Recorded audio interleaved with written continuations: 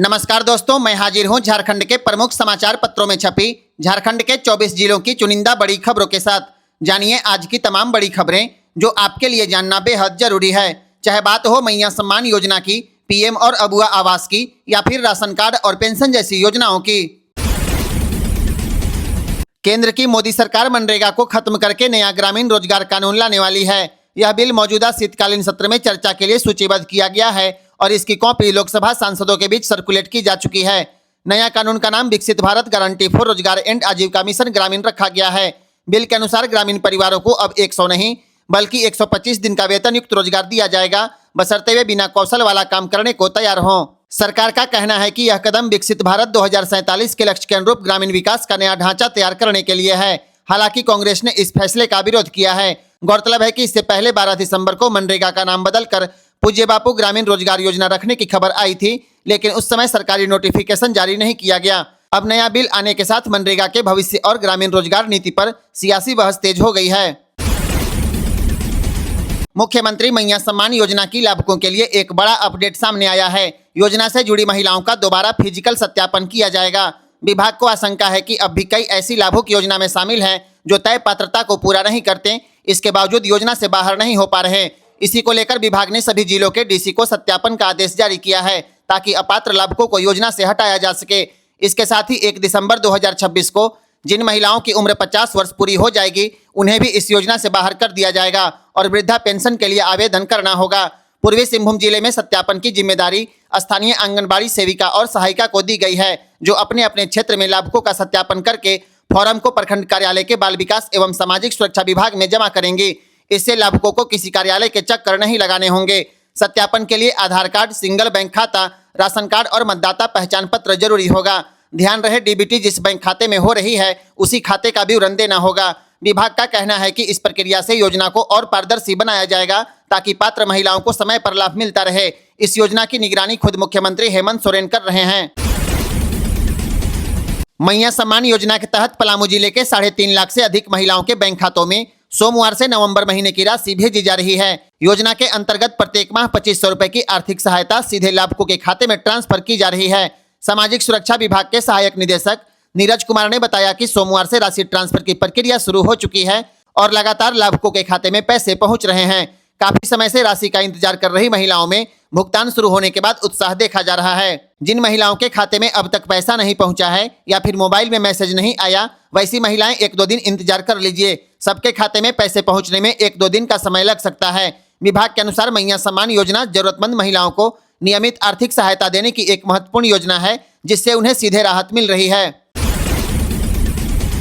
झारखंड में सोमवार से 783 केंद्रों पर धान की खरीद शुरू हो गई। राज्य सरकार ने दावा किया है कि किसानों को बेचे गए धान का पूरा भुगतान 48 घंटे के भीतर किया जाएगा। विशेष परिस्थिति में अधिकतम 1 सप्ताह के अंदर भुगतान सुनिश्चित करने की बात कही गई है। सरकार ने बोनस सहित 2450 रुपए प्रति क्विंटल की दर से एकमुश्त भुगतान तय किया है। हालांकि जमीनी हकीकत इससे अलग है। पिछले वर्ष के कई किसानों को अब तक धान का पूरा भुगतान नहीं मिल पाया। सरकारी आंकड़ों के अनुसार अप्रैल 2025 तक सरकार पर करीब 280 करोड़ 50 लाख रुपए का बकाया था।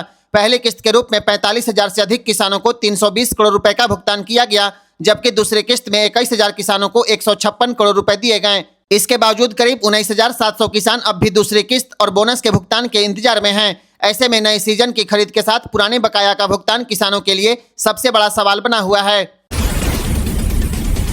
गोड्डा जिले में होमगार्ड यानी गृह रक्षक के 516 पदों पर बहाली होने वाली है। इस भर्ती में ग्रामीण गृह रक्षक के 421 और शहरी गृह रक्षक के 25 पदों पर नियुक्ति की जाएगी। महिलाओं के लिए 221 पद आरक्षित किए गए हैं। गोड्डा जिले के पोड़ैयाहाट, सुंदर पहाड़ी, पत्थरगामा, महगामा, मेहरमा, बुआरीजोर, ठाकुरगंगटी और बसंतराय सहित अन्य प्रखंडों में पदों का वितरण किया गया है। ऑनलाइन आवेदन 20 दिसंबर से शुरू होगा, जबकि आवेदन की अंतिम तिथि 30 जनवरी निर्धारित की गई है। अभ्यर्थी 100 रुपए शुल्क के साथ requirement.jharkhand.gov.in वेबसाइट के माध्यम से आवेदन कर पाएंगे। भर्ती से जुड़ी पूरी जानकारी और नोटिफिकेशन गोड्डा.nic.in वेबसाइट के रिक्वायरमेंट सेक्शन में उपलब्ध है। अगर आप गोड्डा जिले से हैं तो यह मौका हाथ से न जाने दें। राज्य भर में अगले 5 दिनों तक तापमान में कोई बड़ा बदलाव नहीं होगा। मौसम विज्ञान केंद्र रांची के अनुसार जिन जिलों में न्यूनतम तापमान 10 डिग्री के आसपास है, वहां का पारा उसी स्तर पर बना रहेगा। 15 और 16 दिसंबर को रांची के न्यूनतम तापमान में मामूली बढ़ोतरी हो सकती है, लेकिन इसके बाद तापमान 8 से 10 डिग्री सेल्सियस के बीच रहने की संभावना है। लगातार तीसरे दिन कांके क्षेत्र राज्य का सबसे ठंडा इलाका रहा, जहां का न्यूनतम तापमान 4.3 डिग्री सेल्सियस दर्ज किया गया। मैक्लुस्कीगंज में न्यूनतम तापमान 6 डिग्री दर्ज किया गया है, जबकि रांची शहरी क्षेत्र में पारा बढ़कर 9.6 डिग्री सेल्सियस पर पहुंच गया। अन्य जिलों में भी तापमान में हल्की बढ़ोतरी दर्ज की गई है। गुमला में 7.1 डिग्री, खूंटी में 7.5 डिग्री और डाल्टनगंज में 8.1 डिग्री दर्ज किया गया। मौसम विभाग का कहना है कि 20 दिसंबर के बाद एक बार फिर ठंड बढ़ने के आसार हैं। झारखंड के स्थानीय मंडी और खुदरा बाजारों में प्याज की कीमत 10 से 12 रुपए प्रति किलो तक बढ़ गई है। महज 6 दिन पहले जो प्याज थोक में 12 रुपए और खुदरा में 20 रुपए किलो बिक रहा था, वहीं अब थोक में 24 रुपए और खुदरा में 30 रुपए किलो तक पहुंच गया है। व्यापारियों के अनुसार आने वाले सप्ताह में प्याज की कीमत 5 रुपए किलो तक और बढ़ सकती है। इस तेजी की बड़ी वजह भारत बांग्लादेश सीमा का खुलना और बांग्लादेश सरकार द्वारा प्याज आयात की अनुमति देना बताया जा रहा है। नासिक और राजस्थान जैसे प्रमुख उत्पादक राज्यों से बड़ी मात्रा में प्याज बांग्लादेश भेजी जा रही है, जिससे रांची समेत झारखंड की मंडियों में आवक घट गई है। रांची के पंडरा थोक मंडी में 4 दिन पहले जहां 25 गाड़ियों में प्याज आ रहा था, वहीं अब सिर्फ 12 गाड़ियों की आवक हो रही है, यानी मंडी में प्याज की सप्लाई लगभग आधी रह गई। झारखंड के छोटे सरकारी अस्पतालों में अब एंटी रेबीज इंजेक्शन उपलब्ध कराई जाएगी। राज्य भर में आवारा कुत्तों के काटने की बढ़ती घटनाओं को देखते हुए 48 छोटे और मझोले अस्पताल और आयुष्मान आरोग्य मंदिरों में मॉडल एंटी रेबीज क्लिनिक खोले जाएंगे। यह व्यवस्था राष्ट्रीय स्वास्थ्य मिशन के नेशनल रेबीज कंट्रोल प्रोग्राम के तहत किया जा रहा है, ताकि जानवर के काटने के बाद समय पर और प्रभावी इलाज मिल सके। इन क्लिनिकों में घाव की तत्काल सफाई, रेस्ट रूम, टीकाकरण और रेबीज रोधी वैक्सीन के साथ सीरम की भी सुविधा होगी। केरल मॉडल की तर्ज पर इलाज और टीकाकरण की प्रक्रिया को और मजबूत किया जाएगा, ताकि रेबीज को 100% तक रोका जा सके। पहले चरण में टंडवा, पालजोरी, निरसा, चिरकुंडा, गोलमुरी, जुगसलाई, मझियाव, धनवार, पोड़ैयाहाट, कुंडहित, रनिया, महुआडांड, सिन्हा, पाकुड़िया, मेदिनीनगर, रामगढ़ सदर, मांडर, निमडीह, कुरडेग और खुटपानी समेत राज्य के 24 आयुष्मान आरोग्य मंदिरों में यह सुविधा शुरू की जाएगी। रांची शहर में चलने वाले सभी ई रिक्शा चालकों को अब यूनिफॉर्म पहनना अनिवार्य होगा। इसके साथ ही हर ई रिक्शा के पीछे चालक का नाम और मोबाइल नंबर साफ और बड़े अक्षरों में लिखना होगा। यह फैसला मुख्यमंत्री के हालिया रांची दौरे के बाद दिए गए निर्देशों के आधार पर लिया गया है। इसी क्रम में उपायुक्त मंजूनाथ भजंत्री की अध्यक्षता में जिला स्तरीय समन्वय समिति की बैठक आयोजित की गई, जिसमें ट्रैफिक व्यवस्था, सड़क जाम और चौक चौराहों के प्रबंधन पर विस्तृत चर्चा की गई है। उपायुक्त ने जिला परिवहन पदाधिकारी को निर्देश दिया है कि ई रिक्शा का संचालन केवल तय मार्गों पर ही किया जाए, ताकि यातायात बाधित न हो। बैठक में शहरों को अतिक्रमण मुक्त बनाने, प्रमुख शहरों और फुटपाथों से अवैध कब्जा हटाने के लिए संयुक्त कार्रवाई के निर्देश दिए गए। इसके अलावा लटकते बिजली और टेलीकॉम तारों से होने वाले खतरों को लेकर संबंधित विभागों को तुरंत सुधार के आदेश दिया गया है। महिला सुरक्षा को लेकर भी भीड़भाड़ वाले इलाकों में निगरानी और गश्त बढ़ाने का फैसला लिया गया है। प्रशासन का कहना है कि रांची को चरणबद्ध तरीके से सुरक्षित, सुगम और व्यवस्थित शहर बनाया जाएगा। सड़कों का काम पूरा करने के बाद भी राज्य के कई विभागों में ठेकेदारों का पैसा अब तक फंसा हुआ है। सबसे खराब स्थिति प्रधानमंत्री ग्राम सड़क योजना में काम करने वाले ठेकेदारों की है, जहां सिक्योरिटी डिपॉजिट की राशि करीब 1.5 साल से लंबित है। वहीं केंद्रीय एजेंसियों के तहत काम करने वाले ठेकेदारों का पैसा 2.5 साल से अटका हुआ बताया जा रहा है। राज्य संपोषित योजना में सिक्योरिटी डिपॉजिट का भुगतान शुरू तो किया गया, लेकिन टाइम एक्सटेंशन की राशि अभी भी नहीं दी जा रही है, जो ग्रामीण कार्य विभाग के पास फंसा हुआ है। नियमों के अनुसार टेंडर के समय ठेकेदारों से 5% सिक्योरिटी डिपॉजिट और अर्नेस्ट मनी ली जाती है। काम पूरा होने के बाद यह राशि लौटाई जानी होती है। इसी तरह काम में देरी होने पर 10% राशि जब्त कर ली जाती है, लेकिन वास्तविक कारण मान्य होने पर टाइम एक्सटेंशन के बाद काम पूरा होने पर यह राशि वापस मिलनी होती है। फिलहाल काम कर चुके ठेकेदार अपने भुगतान के लिए विभागों के चक्कर काटने पर विवश हैं। रांची के सदर अस्पताल में हाउसकीपिंग टेंडर के नाम पर एजेंसी को करोड़ों रुपए का अतिरिक्त भुगतान कर दिया गया। आरोप है कि outsourcing agency Messrs G Alert and Housekeeping ने अधिकारियों से मिलीभगत करके अस्पताल का वास्तविक कारपेट एरिया कई गुना ज्यादा दिखवाया। JSBCL की रिपोर्ट के अनुसार 5 मंजिला पुरानी बिल्डिंग का कारपेट एरिया करीब 2,68,000 स्क्वायर फीट है, जबकि अस्पताल प्रबंधन ने नई मापी में 6,78,000 स्क्वायर फीट दिखा दिया, यानी 4 लाख स्क्वायर फीट से ज्यादा एरिया बढ़ाकर दिखाया गया। और वर्ष 2022 से एजेंसी करोड़ों का मुनाफा कमा रही है। इतना ही नहीं, टेंडर की शर्तों के अनुसार जितना मैन पावर दिखाया गया उतना उपलब्ध भी नहीं कराया गया, लेकिन भुगतान पूरा लिया गया। मामले की गंभीरता को देखते हुए सरकार के संयुक्त सचिव ने जांच के आदेश दिए हैं। 1 सप्ताह में जांच समिति गठित कर सभी बिंदुओं की पड़ताल की जाएगी। फिलहाल सदर अस्पताल प्रबंधन की आंतरिक रिपोर्ट और JSBCL की रिपोर्ट से अनियमितता की पुष्टि हो चुकी है। पलामू टाइगर रिजर्व समेत पूरे झारखंड में 15 दिसंबर से बाघों की गिनती की जाएगी। यह गिनती डिजिटल तरीके से MS ट्राइब्स मोबाइल के जरिए होगी। इसके साथ ही मैनुअल प्रक्रिया भी अपनाया जाएगा। 4 चरणों में होने वाली यह गिनती अप्रैल 2026 तक पूरी की जाएगी, जिसके लिए 1600 वनकर्मियों को लगाया जाएगा और वॉलंटियर्स भी शामिल होंगे। झारखंड में कुल 36 फॉरेस्ट डिवीजन हैं, जिनमें 5 वाइल्ड लाइफ डिवीजन शामिल हैं। बाघों की गिनती के लिए राज्य को 6 हिस्सों में बांटा गया है। इनमें पलामू टाइगर रिजर्व, दुमका, रांची, हजारीबाग, बोकारो और सारंडा क्षेत्र शामिल है। वन विभाग के अनुसार संभावित इलाकों की पहचान का काम पहले ही शुरू किया जा चुका है, ताकि गिनती का काम सुचारू रूप से पूरा किया जा सके। नेतरहाट आवासीय विद्यालय के संचालन को लेकर झारखंड हाईकोर्ट ने एडहॉक यानी अंतरिम संचालन समिति का गठन कर दिया है। यह समिति नई अस्थायी कमेटी बनने तक नेतरहाट आवासीय विद्यालय का पूरा संचालन करेगी। हाईकोर्ट की खंडपीठ ने कहा कि एक समय झारखंड का गौरव रहे नेतरहाट विद्यालय की मौजूदा स्थिति चिंताजनक है और इसमें व्यापक सुधार करने की आवश्यकता है। गौरतलब है कि नेतरहाट विद्यालय समिति का कार्यकाल 30 नवंबर 2025 को समाप्त हो चुका है। इसके बाद विद्यालय संचालन को लेकर संशय बना हुआ था। मामले में विद्यालय के पूर्व छात्र केदारनाथ लाल दास ने जनहित याचिका दायर की थी, जिस पर सुनवाई करते हुए हाईकोर्ट ने यह फैसला दिया। एडहॉक कमेटी को शिक्षकों की भर्ती, पिछले 4 वर्षों के खर्च का ऑडिट, अनियमितताओं पर कार्रवाई, प्राचार्य और प्रशासनिक नियुक्तियों की जांच, रैंकिंग रोकने, लाइब्रेरी और कंप्यूटर रूम के आधुनिकीकरण जैसे अहम दायित्व सौंपे गए हैं। हाईकोर्ट का साफ संकेत है कि नेतरहाट विद्यालय का पुराना शैक्षणिक गौरव दोबारा बहाल किया जाना चाहिए। पाकुड़ जिले के कल्याण विभाग में फर्जी एडवाइस के जरिए 12 करोड़ 38 लाख 66 हजार रुपए की अवैध निकासी कर ली गई। इस मामले में कल्याण पदाधिकारी अरुण कुमार एक्का ने विभाग के अधीक्षक, कंप्यूटर ऑपरेटर, अनुसेवक समेत 26 लोगों के खिलाफ नगर थाने में प्राथमिकी दर्ज करा दी है। घोटाले का खुलासा तब हुआ जब 8 दिसंबर को SBI बाजार ब्रांच के प्रबंधक ने विभाग को सूचना दिया कि बैंक में जमा किए गए एडवाइस पर हस्ताक्षर मैच नहीं हो रहा। जांच में सामने आया कि 74 एडवाइस में से 7 एडवाइस विभागीय रिकॉर्ड से मेल नहीं खाते, जिससे पहले भी फर्जी निकासी की आशंका जताई गई है। FIR के अनुसार एडवाइस लाने वाला अनुसेवक पहले ही बीमित हो चुका था। इसके बावजूद वह बैंक पहुंचा, जिससे साजिश की आशंका और गहरी हो गई। जांच के दौरान कई एडवाइस के पत्रांक, तिथि और निर्गत पंजी में गंभीर गड़बड़ी पाई गई, जिससे करोड़ों रुपए की अवैध निकासी की पुष्टि हो चुकी है। फिलहाल मामले में 26 लोगों पर केस दर्ज कर जांच शुरू कर दी गई। पंचायतों के विकास के लिए झारखंड को करीब 700 करोड़ रुपए मिलने का रास्ता पूरी तरह साफ हो गया। यह राशि अगले 1 सप्ताह के भीतर राज्य सरकार को मिल जाएगी। केंद्रीय वित्त मंत्रालय ने वित्तीय वर्ष 24-25 की पहली किस्त जारी करने को मंजूरी दे दी है। इसमें 277 करोड़ रुपए अनटाइड फंड और 415 करोड़ रुपए टाइड फंड के रूप में शामिल है। इस राशि का उपयोग सीधे गांव के विकास कार्यों में किया जाएगा। ग्रामीण विकास मंत्री दीपिका पांडे सिंह ने कहा है कि राज्य सरकार काफी समय से इस राशि के लिए केंद्र सरकार से लगातार प्रयास कर रही थी। उन्होंने उम्मीद जताई है कि आने वाले समय में बाकी बकाया राशि भी जल्द जारी की जाएगी। आपको बता दें, 15वें वित्त आयोग के तहत झारखंड की 2 वित्तीय वर्षों की अनुदान राशि अब तक लटकी हुई थी, जिसमें से अब करीब 700 करोड़ रुपए की पहली किस्त मंजूर हो चुकी है। सर्वजन पेंशन योजना के तहत दिसंबर महीने की पेंशन राशि लाभुकों के खाते में भेज दिया गया। रांची, गढ़वा, गुमला समेत अन्य जिलों के लाभुकों के लिए बड़ी खुशखबरी है। रांची जिले के कुल 2,28,349 लाभुकों के बैंक खातों में DBT के माध्यम से पेंशन की राशि ट्रांसफर कर दी गई। इस भुगतान के तहत मुख्यमंत्री राज्य वृद्धावस्था पेंशन योजना, निराश्रित महिला सम्मान पेंशन, राज्य आदिम जनजाति पेंशन योजना, HIV एड्स पीड़ित सहायतार्थ पेंशन और ट्रांसजेंडर सामाजिक सुरक्षा पेंशन योजना के लाभुक शामिल है। हर लाभुक के खाते में 1-1 हजार रुपए भेजा गया है, जिसमें कुल 22 करोड़ 83 लाख 49 हजार रुपए का भुगतान किया गया है। प्रशासन का कहना है कि आने वाले महीनों में भी पेंशन भुगतान समय पर और पारदर्शी तरीके से जारी रहेगा।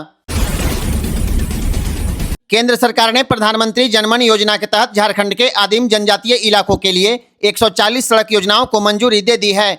इन योजनाओं के तहत 270 किलोमीटर से अधिक सड़कों का निर्माण किया जाएगा, जिस पर करीब 250 करोड़ रुपए से ज्यादा की राशि खर्च की जाएगी।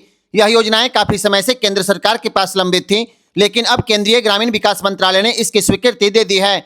आपको बता दें, झारखंड सरकार ने 220 सड़क योजनाओं का प्रस्ताव भेजा था, लेकिन इसमें से 80 योजनाओं को कम कर दिया गया। वहीं पुल निर्माण के लिए भेजे गए 160 प्रस्तावों में से एक भी योजना को मंजूरी नहीं मिली। हालांकि केंद्र सरकार ने संकेत दिया है कि अगले चरण में शेष योजनाओं पर भी विचार किया जाएगा। इससे पहले PM जनमन योजना के तहत 259 सड़क योजनाओं को मंजूरी मिल चुकी है, जिनसे करीब 780 किलोमीटर सड़क का निर्माण होना है और कई जगहों पर काम भी शुरू हो चुका है। झारखंड में सादा पट्टा के जरिए CNT और SPT एक्ट से जुड़े जमीन के अवैध खरीद बिक्री करने वालों पर अब राज्य सरकार कार्रवाई करेगी। यह आश्वासन सत्र के दौरान मंत्री दीपक बिरुवा ने दिया है। उन्होंने साफ कहा कि सादा पट्टा के माध्यम से जमीन का अवैध हस्तांतरण किसी भी हाल में बर्दाश्त नहीं किया जाएगा। विधायक राजेश कच्छप ने भू वापसी से जुड़े मामलों को उठाते हुए कहा कि CNT एक्ट से संबंधित करीब 1.5 लाख मामले अब तक लंबित हैं।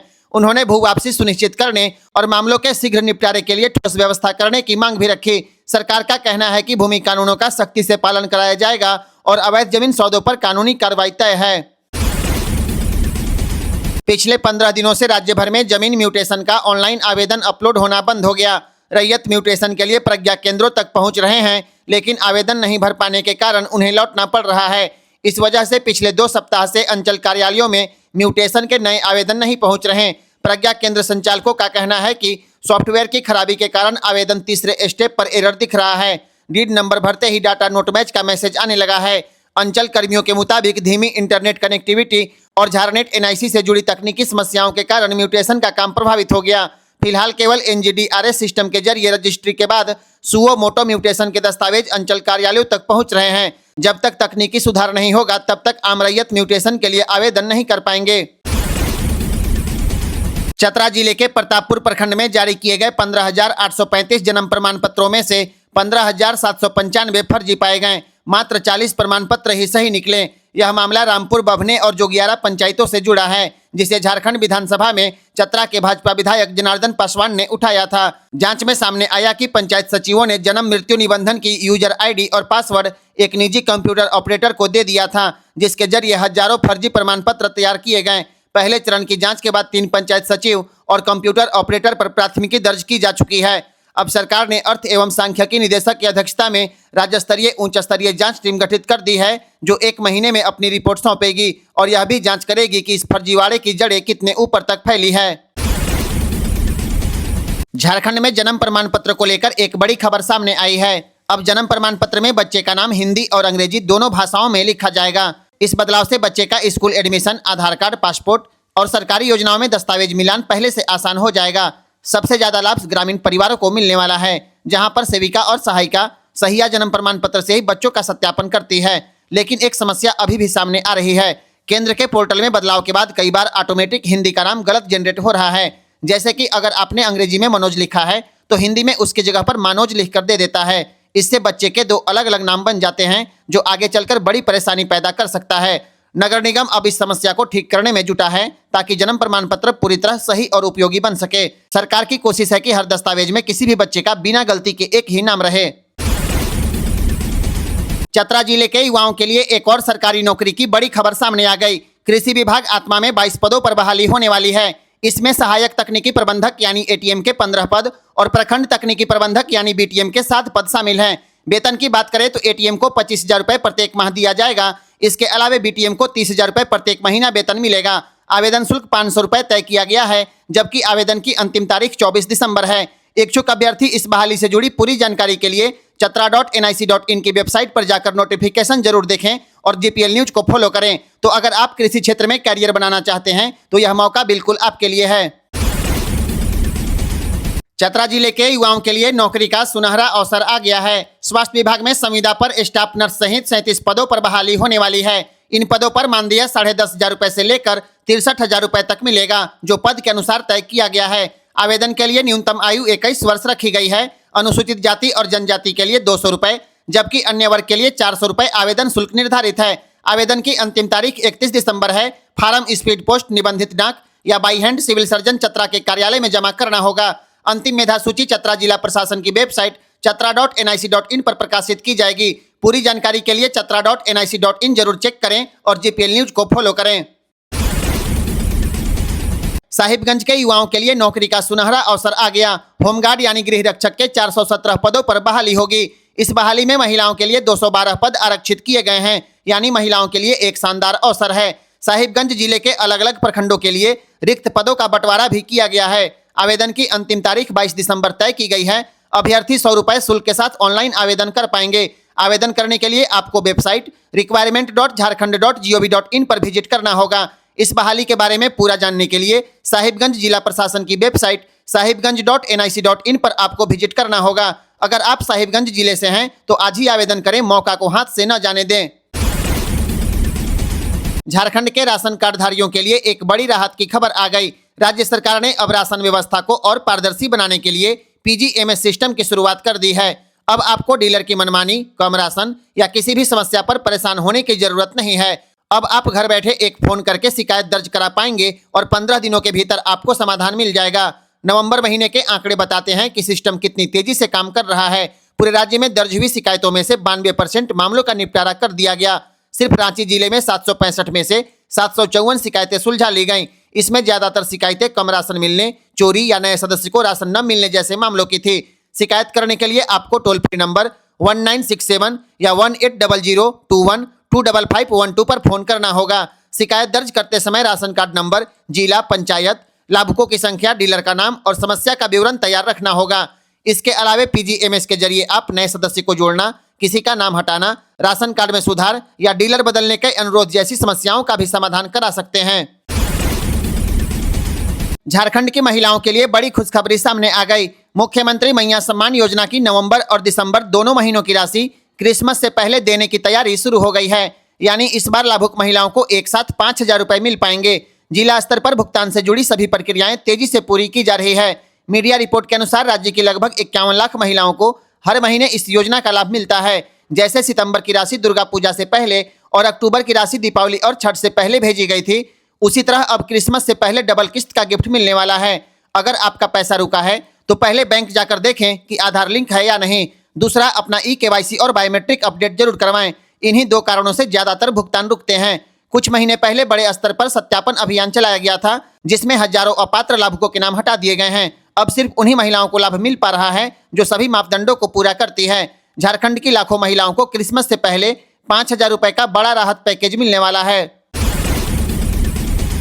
16 दिसंबर को धनु राशि में सूर्य के प्रवेश करने के साथ ही खरमास शुरू हो जाएगा, जो 14 जनवरी तक चलेगा। इस पूरे 1 महीने तक सभी मांगलिक और शुभ कार्य बंद हो जाएंगे। शादी ब्याह, सगाई, गृह प्रवेश, वाहन खरीद पूरी तरह वर्जित रहेगा। ज्योतिषाचार्यों के अनुसार सूर्यदेव के धनु राशि में आने से गुरु की शक्ति कम हो जाती है, इसलिए इस अवधि में शुभ कार्य का फल नहीं मिलता। मकर संक्रांति 14 जनवरी की रात लगेगी, लेकिन शास्त्रों के अनुसार इसका पुण्यकाल 15 जनवरी को सूर्योदय के बाद मनाया जाएगा। खरमास में हालांकि शुभ कार्य रुक जाते हैं, लेकिन यह समय पूजा पाठ और साधना के लिए सबसे श्रेष्ठ माना गया है। इस महीने में रामायण पाठ, गीता पाठ, दान, जप, तप और सूर्यदेव को जल अर्पण अत्यंत शुभ और फलदायी माना जाता है।